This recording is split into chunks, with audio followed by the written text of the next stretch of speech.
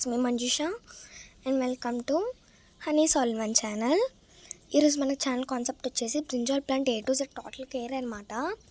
Brinjal చూసారా ఎంత బాగున్నాయో, చెట్టుకి గుత్తులు గుత్తులుగా కాసినాయన్నీ. మరి ఇన్ని కాయాలంటే మనం ఫాలో అవ్వాల్సిన టిప్స్ ఏంటి, total care A to Z మొత్తం చెప్తాను వినండి. ఫస్ట్ మనం ఈ వీడియోలో ఏంటంటే మనం బ్రింజాల్ ప్లాంట్ అనేది ఒక పెద్ద కాన్సెప్ట్, కాబట్టి మనం హార్వెస్ట్ చేసుకుంటూ చెప్తాను, మీకు స్కిప్ చేయకుండా చూడండి, మంచి ఇన్ఫర్మేషన్ ఉంటుంది. ఫస్ట్ అయితే ఇది ఎప్పుడు ఎక్కడ నాటుకోవాలి, విత్తనం ఎలా పెట్టుకోవాలి, నారు పోసుకోవాలి, ఈ పార్ట్ 1 వీడియోలో మీకు 3 కాన్సెప్ట్స్ అయితే చెప్తాను చూడండి. ఫస్ట్ వచ్చేసి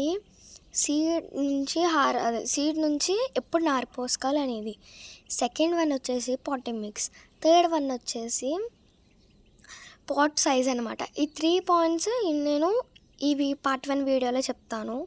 అన్నీ ఒక వీడియోలో అవ్వదు కదా, మళ్ళీ హార్వెస్ట్ వీడియోతో కదా కలిపి చేస్తుంది, అందుకని కొంచెం టైం పట్టింది, కొంచెం అడ్జస్ట్ చేసుకోండి.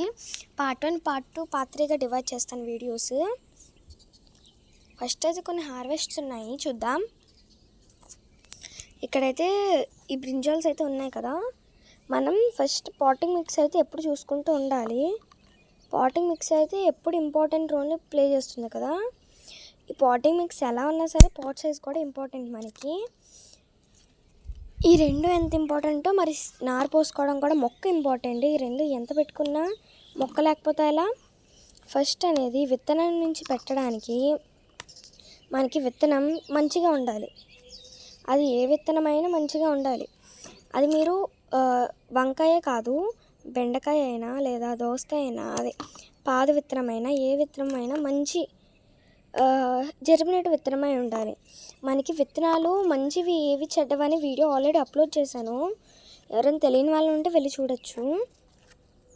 అయితే మనం ఎప్పుడైతే విత్తనం సెలెక్ట్ చేసుకుంటున్నామో అన్ని విత్తనాలు ఒకలా, కానీ ఒక్కొక్క విత్తనం ఒక్కొక్క స్టేజ్ ఉంటుంది అనమాట. మనకు ఆ మొక్కకి అవును ఈ సైజుకి వస్తుందంటే ఒకసారి పెంచితే తెలుస్తుంది మనకి ఈజీగా. ఇక్కడ చూసారా భలే గుత్తులుగా వచ్చినాయి. ఏంటంటే మనము విత్తనం ఎప్పుడైతే వేస్తామో వేసిన ఓ నెలకి నారు పోసుకోవాలి. అది ఏ విత్తనమైనా కాదు, వంగ విత్తనం మాత్రమే. వేసిన నెలకి నారు పోసుకుంటూ ఉండాలన్నమాట మనం. ఇది చూసారా ఎంత డార్క్గా వచ్చిందో, ఇది దీంతో కట్ చేస్తాను కత్తిరితో. వేసిన నారు పోసుకోవాలి. ఎందుకో వెంటనే నారు పోసుకోకూడదంటే మనకి విత్తనాలలో నారు పూసుకునే కొన్ని ఉంటాయి, నారు పోసుకొని కొన్ని ఉంటాయి. కాబట్టి మనం ఏరికోరి నారు పోసుకొని ఉన్నాయి చూసుకొని కోసుకోవాలన్నమాట. చూసారా ఎంత బాగుందో. ఈసారి కొంచెం పెద్ద హార్వెస్టే ఉందన్నమాట వంకాయలది, అందుకనే మీకు టోటల్ కేర్ వీడియో కూడా పెట్టేస్తున్నాను. ఈ మొక్కలకు వచ్చేసి ఇంత వచ్చినాయి ఒక చెట్టుకి. అయితే మనం నార ఎప్పుడు పోసుకోవాలంటే, నేను నార్మల్గా పోసుకున్నాను చూడండి. అసలు ఇక్కడ ఇదిగోండి, ఇది 2 వీక్స్కి ఉంది. 2 వీక్స్కి ఉన్న నారు అంటే విత్తనం వేసిన 2 వీక్స్కి మనకి నారు ఇలా ఉంటుంది. బ్రింజాల్ ఇది వైట్ వెరైటీ అన్నమాట. కింద గుత్తులా వచ్చి గుత్తి వంకాయలా ఉంటుంది. అది విత్తనం వేసిన ఎన్ని రోజులకి, వారం రోజులకి, 2 వారాల రోజులకి ఇంత ఉంది. మళ్ళీ నెల రోజులకు కొంచెం మంచిగా పెద్దగా వస్తాయి అన్నమాట. అంటే అప్పుడు నారు పోసుకోవాలి మనం. ఎప్పుడైతే కరెక్ట్గా నారు పోసుకుంటామో అప్పుడే మనకి, ఇప్పుడు ఇలా పోసాను అనుకోండి కాయలు అప్పుడే రావు. అప్పుడు పోస్తే దీనికి ఇచ్చిన న్యూట్రియంట్స్ ఖచ్చితంగా అందుతాయి అన్నమాట. అసలు అది ఒక రూలు. అంటే నారు పోయడం అనేది ఒకటి. ఇప్పుడు మీరు ఇలానే పెట్టి ఇలానే దీంట్లో కాయలు తీసుకుంటే 2-3 కాయలు వచ్చేసి మొక్క చచ్చిపోతుంది. అది దీన్ని తీసుకెళ్ళి వేరే చోట మంచిగా పాటింగ్ మిక్స్లో, నేను చెప్పిన పాట్ సైజులో పెడితే ఎక్కువగా దిగుబడి వస్తుంది. ఇప్పుడు నేను చెప్పిన మొక్కల్లాగా అది ఎలాగో కూడా మనకి చెప్పాను కదా నారు సైజ్ అని. మనం నారు సైజ్ గురించి చెప్పుకున్నాం కదా. అంటే మనం విత్తనాలు, అంటే ఫస్ట్ పాయింట్ ఏంటంటే మీకు తెలిసినట్టుంది, విత్తనం వేసిన నెల రోజుకి మనం ఎప్పుడు నారు పోసుకోవాలి. దానికి ముందు కానీ వెనక కానీ వెళ్ళి నారు పోసుకోకూడదు. ఎప్పుడు విత్తనం వేసిన నెల రోజుకి మాత్రమే నారు పోసుకోవాలి. ఆ విషయం అయితే గుర్తుపెట్టుకోండి మీరు. మనం నారు పోసుకోవడం కాన్సెప్ట్ అయితే తెలిసింది కదా మీకు. అంటే ఏంటి, విత్తనం వేసిన నెల రోజులకి మీరు నారు పోసుకోవాలి. మీరు ముందుగాని వెనక్గాని పోస్తే కాయలు సరిగ్గా రావు. మనం నెల రోజులు కాకుండా 2 నెలలకి వేసినా సరే మొక్క మెచ్యూర్ అయిపోతుంది. అంటే మెచ్యూర్గా అంటే దాని మెచ్యూరిటీ స్టేజ్ అనేది దాటిపోతుంది అది. కాబట్టి ఇంకా వేస్ట్ అప్పుడు నారు పోసుకున్న మీరు. కాబట్టి ఎప్పుడు నెల రోజుల్లోనే నారు పోసుకోవాలి. ఆ విషయం అనేది గుర్తుపెట్టుకోండి. నేను ఇది సీడ్స్కి వచ్చేస్తున్నాను. నేను మధ్యలో మాట్లాడుతున్నాను, సారీ. ఇది సీడ్స్కి వదిలేస్తున్నాను, అందుకే హార్వెస్ట్ చేయట్లేదు.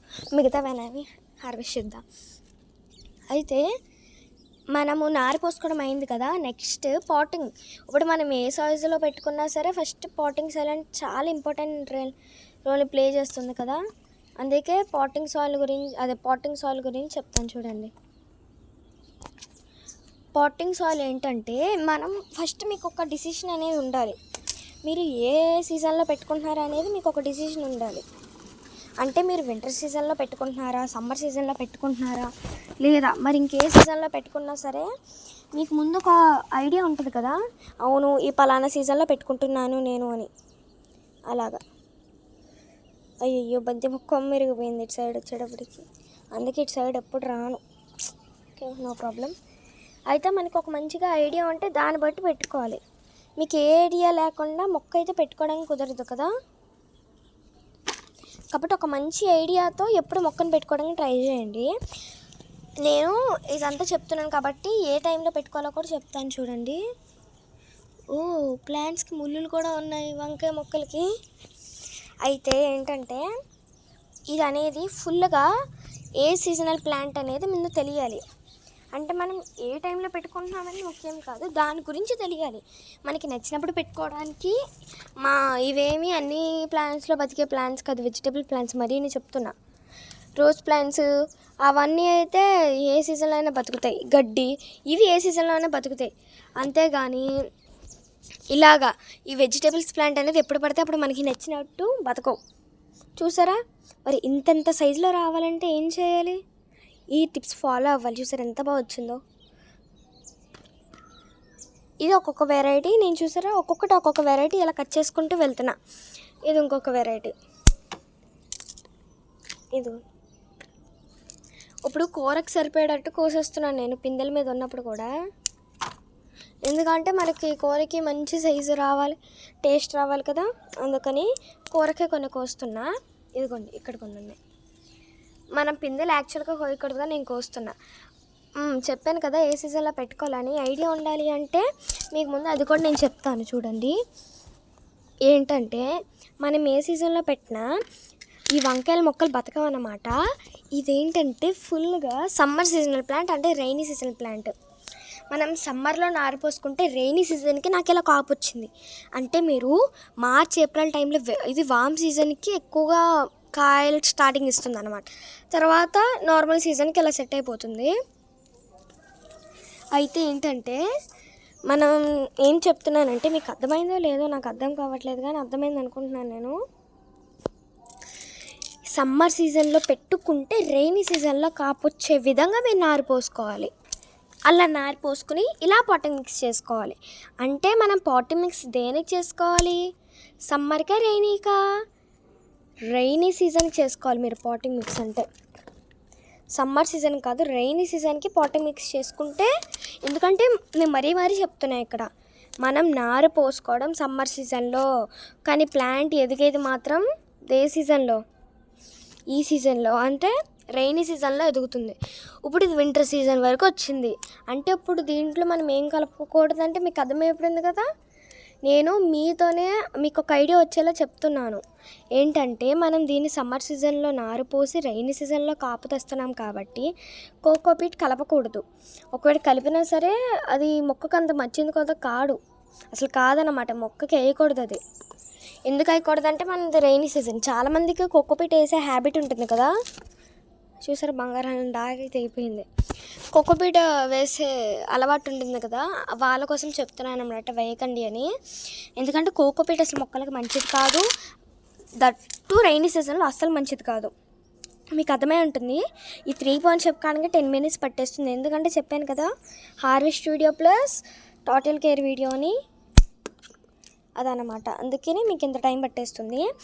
అయితే పాట్ మిక్స్ వచ్చేసి కోకోపీట్ కలపకూడదంటే మనకి ఈ 3 things కలుపుకోండి.